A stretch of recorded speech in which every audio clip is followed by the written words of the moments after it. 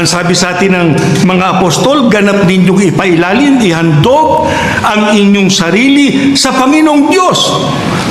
Ang paghahawak ng tungkulin panghabang buhay. Meron tayong mga kapatid, matindi na ang sakit, pero ayaw bitawan ng kanilang tungkulin. Ang gusto nila, tumutupad sila ng kanilang tungkulin.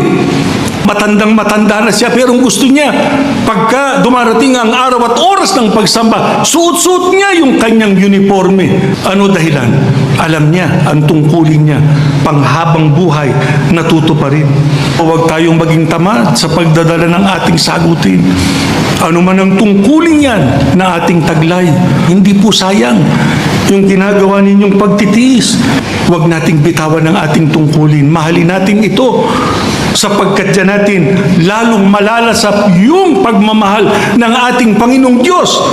Sapagkat hindi lamang sa buhay na ito, tatanggapin natin ang kanyang mga pagpapala, higit sa lahat sa darating.